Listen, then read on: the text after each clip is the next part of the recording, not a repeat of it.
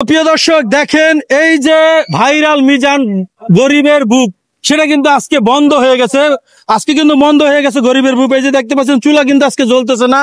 এবং দেখেন এখানে কিন্তু পুরো একদম সবকিছু বন্ধ এবং অনেক মানুষ কিন্তু আসতেছে এবং ঘুরে যাচ্ছে। আমরা একটু এই ভাইয়ের সাথে কথা বলি। ভাই যদি বলতেন, আসলে এই যে গরিবের বুক মিজান ভাইয়ের দোকানটা আজকে বন্ধ, আসলে এই বিষয়ে আপনার আসলে মতামতটা বলেন।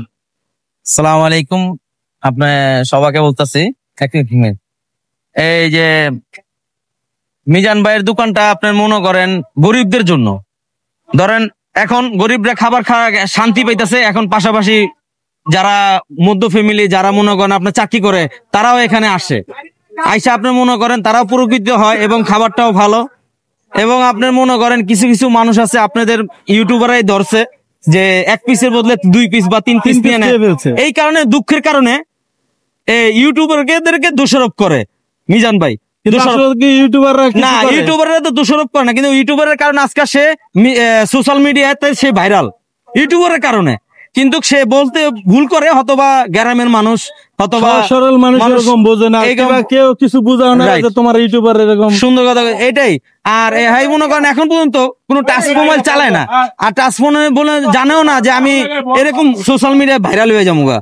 এই কারণে ভুলে বসতে অনেক রকমের কথা চলে আসে।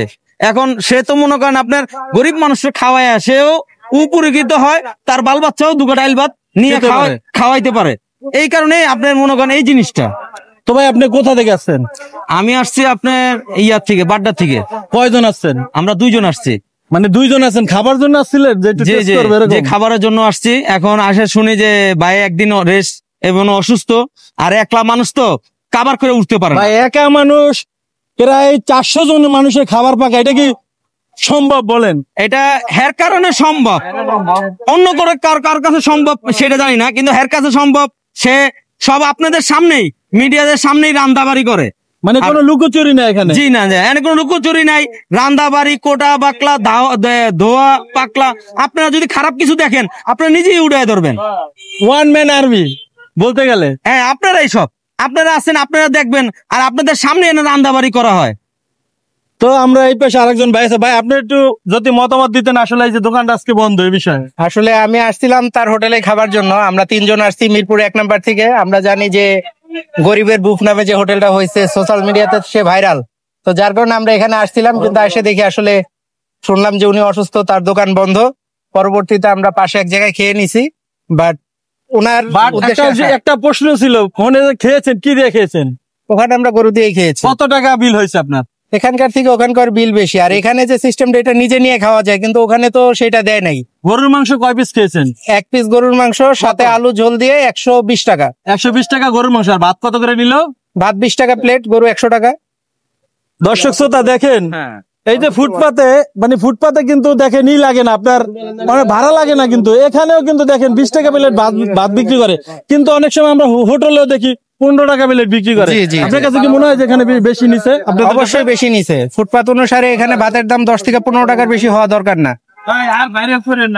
20 টাকার ভাত বড় হোটেলেও 20 টাকায় বিক্রি করে, তাহলে এখানে তো হিসাবে তো রেস্টুরেন্টে এসিতে যে এলো 20 টাকা, 20 টাকা, তাহলে আমার এখানে এসে লাভ কি হলো?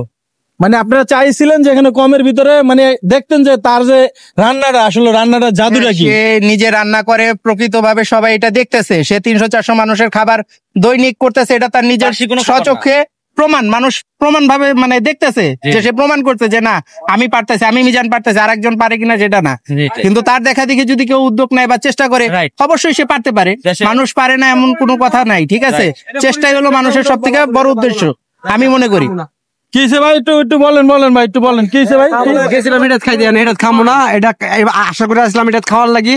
এটা লুক নাই, বন্ধ যাইতেছি আমরা গাড়ি ভাড়া। কইতে নাইছেন ভাই?